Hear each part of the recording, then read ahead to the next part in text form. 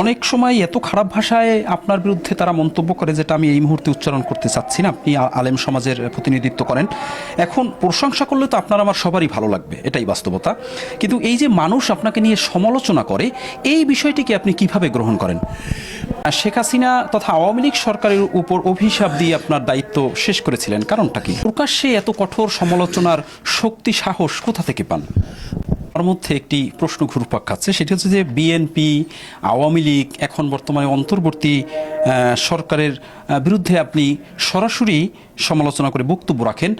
অন্য কোনো দলের নেতারা এরকম বলেন না, তারা কৌশল অবলম্বন করে। তারা সব আপনি প্রকাশ্যে এত কঠোর সমালোচনার শক্তি সাহস কোথা থেকে পান? দর্শক, ইসলামী আন্দোলন বাংলাদেশের সিনিয়র নায়েবে আমির, সারা বাংলাদেশের পরিচিত মুখ, জুলাই আন্দোলনের সম্মুখগামী যোদ্ধা মুফতি সৈয়দ ফয়জুল করিম, তাকে কিছু কঠিন কঠিন প্রশ্ন করল সাংবাদিক। সবাই কেন চরমোনাইকে অর্থাৎ বিশেষ করে মুফতি ফয়জুল করিমকে নিয়ে বিভিন্ন প্রকারের সমালোচনা করে এবং বিভিন্ন কমেন্টে গালিগালাজ করে? কেন গালিগালাজ করে? আর কেন শুধু বিশেষ করে মুফতি ফয়জুল করিমকে নিয়ে এত সমালোচনার ঝড়? এই বিষয়ে মুফতি ফয়জুল করিমের কাছে জানতে চাওয়া হয়েছে। এবং কেন মুফতি ফয়জুল করিমদেরকে ইতিপূর্বে আওয়ামী লীগের দালাল বলা হতো, এই বিষয় নিয়েও প্রশ্ন করা হয়েছে। চলুন আমরা সম্পূর্ণ সাক্ষাৎকারটি শুনে আসি। মুফতি ফয়জুল করিম প্রতিটি প্রশ্নের কি জবাব দিচ্ছেন। আপনি প্রকাশ্যে এত কঠোর সমালোচনার শক্তি সাহস কোথা থেকে পান? দেখেন, আমি তো রাজনীতি করি মানুষের কল্যাণের জন্য, মানুষকে রাহনুমাই করার জন্য, একটা পথ প্রদর্শন করার জন্য। এই পথ ভালো, এই পথ খারাপ। আমি তো রাজনীতি করে স্বার্থের কারণে করি না যে অমুক দল আসতে পারে, সে আমাকে এইটা করবে সেটা করবে, এইটা আমাকে দিবে বা আমাকে ক্ষতি করবে, এই চিন্তা আমার মাথার মধ্যে কখনোই থাকে না।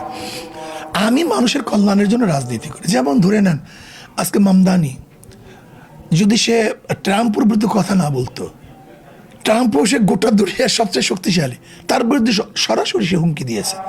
এর কারণটা কি? এটা মনে করছে এইটাই সত্য, এটাই বাস্তবতা। এখানে তার জীবনে কি হবে না না হবে এটা তার দেখার বিষয় নয়।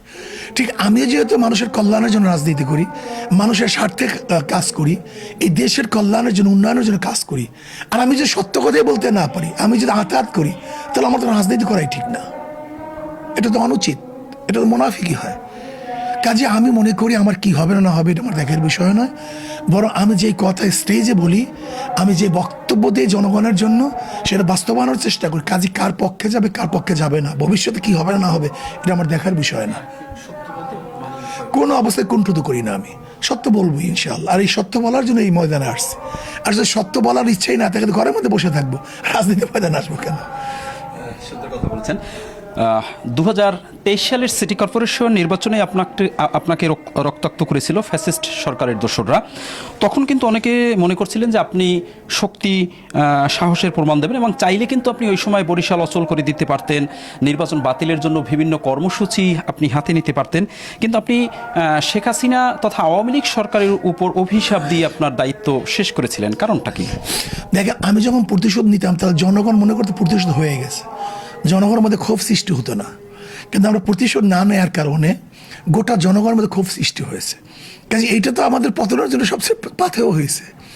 যদি আমি তখন প্রতিক্রিয়া দেখাতাম, তাহলে মানুষের ক্ষোভটা পর্যন্ত শেষ হয়ে যেত, ভবিষ্যতে ক্ষোভটা আর দানা বাঁধত না। অগ্নিস্ফুলিঙ্গর মতো গোটা বাংলাদেশকে একেবারে ওদের সব কিছু জ্বালাই পরে সারকার করার কোনো অবস্থা সৃষ্টি হইতো না। যেহেতু ক্ষোভটাকে আমি পুঞ্জীভূত করছি, আমি সংবরণ করছি, এই ক্ষোভটা সব জাতির মধ্যে ছড়িয়ে পড়ছে। আর দ্বিতীয় কথা হলো, আসলে আমরা তো খুব বেশি মানুষকে বিচার হোক, এইটা হোক, এটা আমরা কিন্তু চাই না। যদি কেউ অন্যার থেকে ফিরে আসে, অন্যার থেকে ফিরে আসে, আলহামদুলিল্লাহ। যেমন দেখছেন যারা আমার বিরুদ্ধে করছে, একজন হিন্দু, তাকে ধরছে জনগণ, আমি বলছি বাস সে তওবা করছে, আলহামদুলিল্লাহ, মাফ করে দাও। এইটাই তো ইসলামের আসলে রীতি। হ্যাঁ, আমরা সব জায়গায় মাফ করি না, আবার কোনো জায়গায় মাফ করি না, ব্যাপারটা এরকম না। যেখানে দেখবো মাফ করলে ইসলামের স্বার্থ হয়, ইসলামের উপকার হয়, সেখানে মাফ করি। আর যেখানে ইসলামের উপকার না হয় সেখানে মাফ করি না। কাজে আমি মনে করি যে আসলে আমাদের এই তৎক্ষণ প্রতিক্রিয়া না দেখাবার কারণে গোটা জাতির মধ্যে আরও বেশি প্রতিক্রিয়া সৃষ্টি হয়েছে। আর আমরা প্রতিক্রিয়া দেখালে জাতির মধ্যে প্রতিক্রিয়া সৃষ্টি হতো না। আপনার বক্তব্য সামাজিক যোগাযোগ মাধ্যমে আসার পর অনেকে ইতিবাচক কথাবার্তা বলেন, আবার অনেকে নেতিবাচক মন্তব্য করেন। তো অনেক সময় এত খারাপ ভাষায় আপনার বিরুদ্ধে তারা মন্তব্য করে যেটা আমি এই মুহূর্তে উচ্চারণ করতে চাচ্ছি না। আপনি আলেম সমাজের প্রতিনিধিত্ব করেন, এখন প্রশংসা করলে তো আপনার আমার সবারই ভালো লাগবে, এটাই বাস্তবতা। কিন্তু এই যে মানুষ আপনাকে নিয়ে সমালোচনা করে, এই বিষয়টিকে আপনি কিভাবে গ্রহণ করেন? দেখেন, নবী আলাইহিস সালাতু ওয়াস সালাম তার চেয়ে ভালো দুনিয়াতে কেউ ছিলেন না, তার চেয়ে উত্তম শ্রেষ্ঠ দুনিয়াতে কেউ ছিলেন না। তার সমালোচনা করে নাই কারা করছে? আবু জাহেলের গোষ্ঠী। কাজে আবু জাহেলের গোষ্ঠী এখনো আছে, ফিরআউনের গোষ্ঠী আছে, কাজে এরা করবি, তার চেয়ে যাওয়ার কিছু নেই। কারণ নবী মুসা আলাইহিস সালাতুর বিরুদ্ধে ষড়যন্ত্র করছে না, এটা করবে। কাজে পার্ট তো দুইটা, একটা নবীর সহযোগী, একটা আবু জাহেলের সহযোগী, দুই পার্ট দুনিয়া আছে, কিয়ামত পর্যন্ত থাকবে। কাজে যারা আমার বিরুদ্ধে কথাবার্তা বলে, এরা কেন বলে, কিসের জন্য বলে, যুক্তি কি, এটা যদি দেখা যায় যুক্তি নেই, অহেতুক বলে, তাহলে মনে করতে হবে তাদের মধ্যে ভেজাল আছে, তাদের সমস্যা আছে। কাজে সমস্যা, বিকারগ্রস্ত মানুষকে আপনি কিসের দিকে ট্রিটমেন্ট করবেন? সে বিকারগ্রস্ত, এর তো ট্রিটমেন্ট নেই, এর করে ট্রিটমেন্ট বলতে কিচ্ছু নেই। সে বলবি, মন্তব্য করবি, আর ভালো মানুষগুলিও মন্তব্য করবে। কাজে ভালো মন্দ রাত্র দিন দুনিয়াতে, দুনিয়ার সৃষ্টি লগ্ন থেকে আসে, এখনো আছে, ভবিষ্যতে থাকবে। কাজে এতে কিছু আসে যায় না, বরং আমার গুনাহ মাফ হয়।